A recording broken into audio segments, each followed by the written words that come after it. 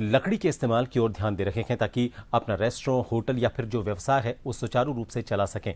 हालांकि इसके बावजूद व्यापार पर असर पड़ रहा है, लेकिन व्यापारियों का मानना है कि इसके जरिए वो ग्राहक की आपूर्ति कर सकते हैं। प्रदेश में कोयला दो तरह से आता है, एक लकड़ियां जलाकर जो स्थानीय स्तर पर है और दूसरा खदान से।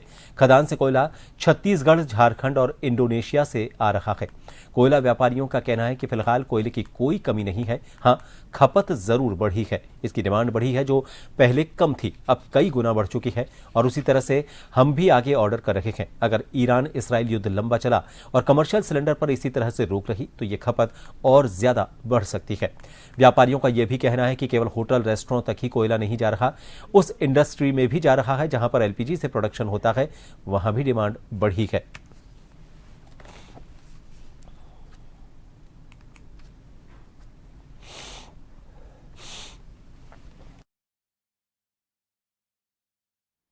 कोयले की जो कंजम्पशन है वो बढ़ा है, क्योंकि एलपीजी की डिमांड जो है वो निरंतर फैक्ट्रियों के अंदर, रेस्टोरेंट के अंदर, होटलों के अंदर वो बढ़ती जा रही है। इनफैक्ट जो ऑनलाइन प्लेटफॉर्म है स्विगी, जोमेटो, उनके अंदर में भी अब कोयले की डिमांड आने लग गई है।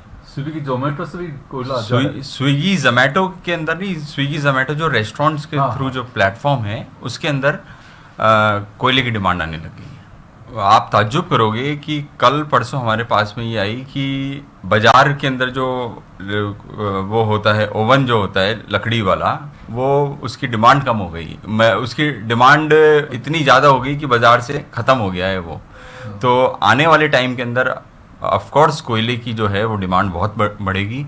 और आने वाले टाइम के अंदर अभी कहीं कोई प्रॉब्लम नहीं आ रही है, क्योंकि हमारा जो कोयला है वो बिहार से आता है, इंडोनेशिया से आता है, यूएस से आता है, तो वहाँ से आने के अंदर कहीं कोई दिक्कत नहीं। डीडवाना कोचामन जिले के कलेक्टर